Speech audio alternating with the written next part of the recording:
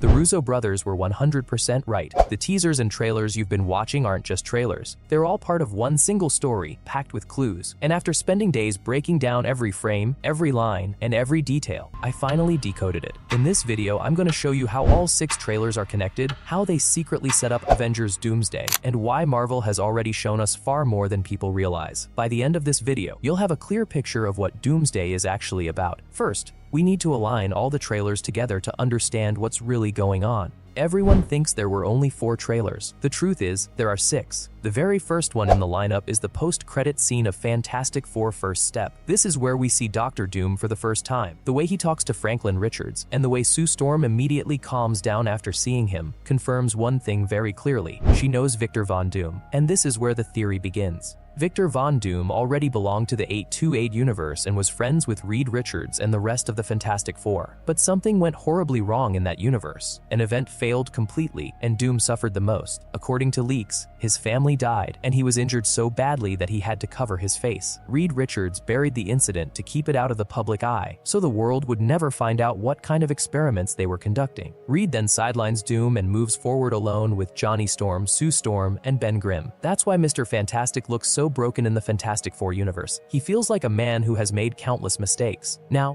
when the incursion begins, Dr. Doom directly enters the Baxter Building, a place that should be impossible to breach. But he can enter because the security system still recognizes him. That's when he tells Reed Richards that the danger is extremely serious, that he can fix this, that he can stop the incursion, and that if Reed doesn't come with him immediately, his son and their entire universe will die.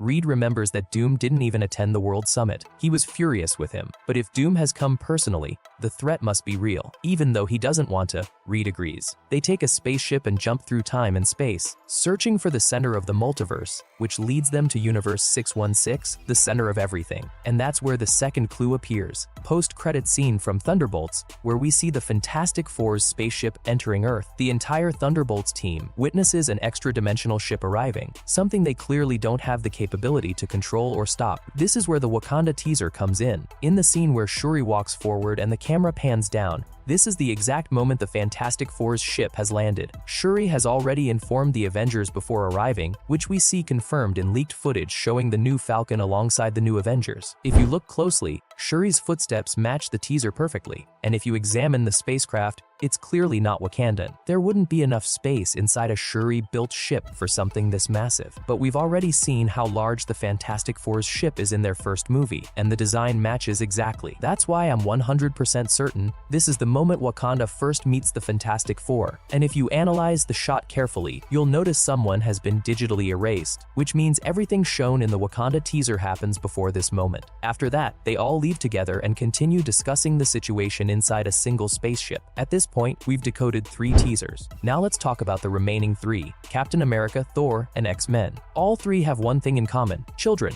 This might sound strange, but stay with me. In the Captain America teaser, we see a child who should not exist. His existence destabilizes the multiverse itself, making him the biggest threat from Doom's perspective. That's why Dr. Doom goes after him, forcing Captain America down the Nomad path. There's also a theory that when Doom escapes with the child, Captain America uses a TVA-like portal to enter Universe 616, where he reunites with the Avengers. That explains the Captain America teaser. Now the Thor teaser. We see Thor's daughter, but she's clearly sick. Why? Because she is a fragment of eternity. The thread in Doomsday targets the multiverse itself, and eternity is the living representation of the multiverse. If the multiverse is damaged, eternity suffers. That's why, as the multiverse collapses, Thor's daughter begins to weaken. In the teaser, she looks so ill that it feels like she's slowly dying, and that's what forces Thor to step forward. Now the X-Men teaser. It was just confirmed that Jean Grey from the old X-Men universe is returning, and in teaser Cyclops was out of control, consumed by rage. There are only 2 explanations. Either the X-Men have been wiped out by the Sentinels in the background, or Doom has taken a child. Jean Grey once possessed the Phoenix Force, power so immense that a child born from her and Scott Summers would be catastrophic, exactly like what we've seen in the comics. So it's very possible Dr. Doom used the Sentinels to kidnap Scott Summers' son, and that's why Scott is done holding back. He won't spare Doom. He'll destroy him. And when you put all of this together, every teaser, every child, every scene, it all forms the true plot of Avengers Doomsday. Now tell me, how believable does this sound to you, in percentage? Let me know in the comments. This video took a lot of hard work, so make sure to like, subscribe, and share. I'll see you in the next video. Till then, take care, love you all, and keep